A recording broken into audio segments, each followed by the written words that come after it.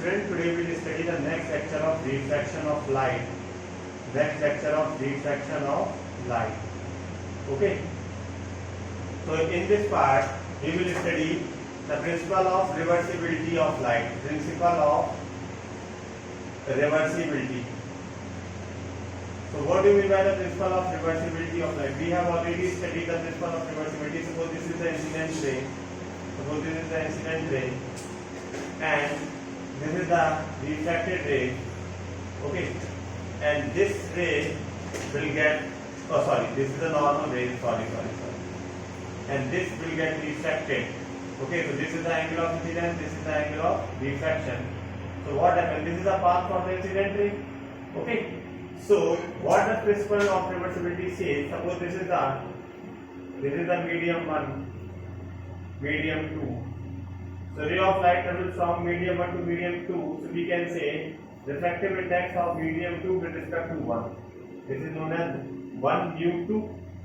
What does it represent? Refractive index of medium 5 with respect to medium second.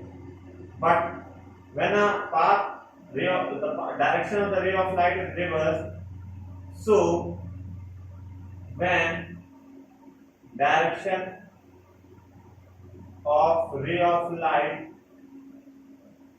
reverse, it follow same path. Means if you retrace it, if you change the direction of the light, suppose this becomes the angle of incidence, then this becomes the angle of refraction, so it will follow the same path. So that is equal to 2 mu 1. So we can say 1 mu 2 into 2 mu 1, that is equal to 1. We have already said 1 mu 2 can also be written as 1 upon 2 mu 1. So 1 mu 2 can also be written as 1 upon 2 mu. So we have already studied in the last lecture that suppose we have already studied, suppose it is given the refractive index of glass with respect to water is 3/2. What will be the refractive index of water with respect to glass? Means refractive index of water, जिसका निकालना है उसे आगे लिखते हैं, जिसके respect में निकालते हैं पीछे. We know very well W mu G into G mu W equal to 1. तो निकालना क्या हम लोगों को ये, तो G mu W equal to 1 upon W mu G, that is 1 upon 3/2, that is equal to 2/. Okay, so this represents the principle of reversibility. Now we'll move to our next concept, that refraction through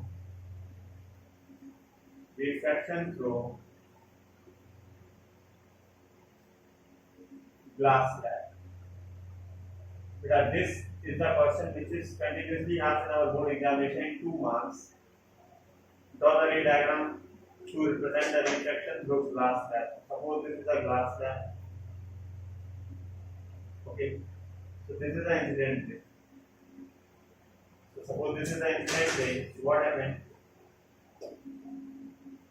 This represents the normal. This becomes the angle of incident. So ray of light traveling from rarer medium to denser medium to it bends away from the normal. Okay, so when it reaches here, again normal will be drawn. Okay, so this ray now is the medium 1, medium 2, medium 3. So ray of light travels from rarer to denser to bends towards the normal, then travels from denser to rarer. So it bends away from the normal. So this is the refracted ray, and this is known as emergent ray. So what happens? This emergent ray, if we produce this incident ray forward, what happens? This emergent ray becomes parallel to the incident ray. This is your incident ray. the class lab, this xy represent lateral displacement. Xy represent lateral displacement. And what does this xy represent? The lateral displacement. Oh, sorry, x represent the lateral displacement. Xy represent the thickness of lateral displacement. What happened here? Important बात ये है, here emergent ray is parallel to incident ray. Emergent ray is parallel to the incident ray. So that's all for this refraction through glass glass. Now we will study the next topic. What do you mean by refraction? Now we will study our next topic, that is the refraction through prism. So what do you mean by prism? Prism is having the structure like in this way. Rectangle. How can you define the prism? Prism is a transparent medium bounded by a five-plane surface with a triangular cross section. So no need to go for learning the definition of this prism. You just simply know what do you mean by prism. We can see in the laboratory also. So this is a prism and this is the refracting surface. This is the base of the prism. So what we need to study? We need to study the refraction through this prism. So how the refraction occurs in the case of prism. So what happens? Simply, suppose this is a prism. We are just drawing the two-dimensional diagram of the prism. This is a suppose incident ray. This is the incident ray. So what happens? Here the normal will be drawn. This is the angle of incidence. So this incident ray after refraction through the first surface become parallel to this base. Suppose this ABC is the vertices of the prism. Now one more normal will be drawn. We know very well where the incidence occurs. The normal will be drawn over there. This is the, suppose this is the R1 and this is R2. So this ray become again gets refracted back. This is the emergent ray. This is incident ray. This is incident ray. So we can write it as this is I1. This emergent ray can be treated as I2. If this incident ray is produced forward, and this finally refracted ray produced backward, they will meet at an angle known as angle of deviation. What happened? What do you mean by angle of deviation? Angle of deviation. If incident ray produced forward and refracted ray produced backward, they meet,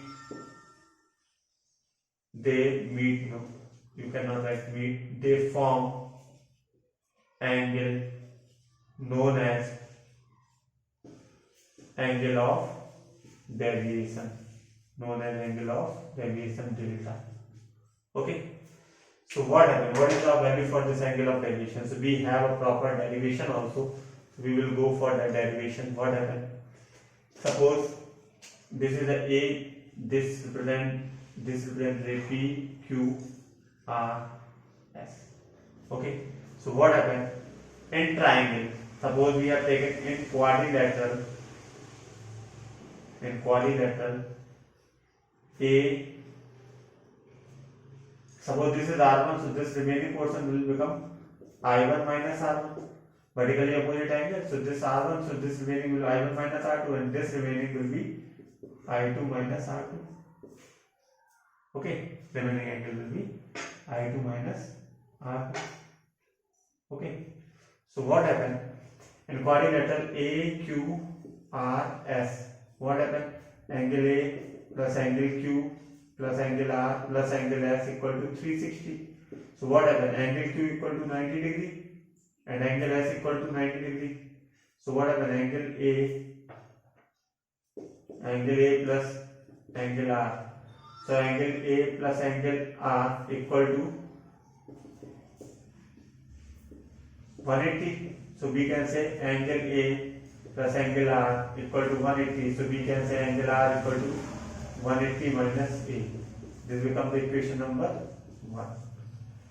Now we know very well angle of deviation equal to now in triangle QRS, we know very well R1 plus R2 plus angle R equal to 180. So we know very well R1 plus R2, in place of R we can write 180 minus A equal to 180. So 180 and 180 will be cancelled, or we can write it as whatever QRS R1 plus R2 plus angle A equal to 180. So R1 plus R2, in place of A we can write, in place of, sorry, this is capital R. This represents the R1 or R2, the angle of reflection. This capital R is just a variable. Okay, we have taken angle R, capital R. You can also write it as anything. You can write it as T. To avoid the confusion, you can write it as T. So this is angle T. This is angle C. This is angle T. Otherwise, you will understand this R as a reflection. This is angle T. So in place of T, we can write it as value 180 minus A equal to 180. 180 cancel to R1 plus R2 equal to A. This is the most important. This is equation number 2. We can say R1 plus R2 equal to angle of tilt. Become equal to the angle of tilt. Now again we can write it as angle of deviation equal to I1 minus R1 plus I2 minus R2. Why? Exterior angle equal to the sum of two opposite interior angles. So this angle of deviation equal to I1 plus I2 minus R1 plus R2. So this can be written as I1 plus I2. This R1 plus R2 equal to A. So this is the very important formula. So we have these two important formula. R1 plus R2 equal to A and deviation equal to I1 plus I2 minus A. So these are the two formula which you are going to use in your practical lab while solving your questions. Okay. Factor affecting the reflection of the light through a prism. Factor affecting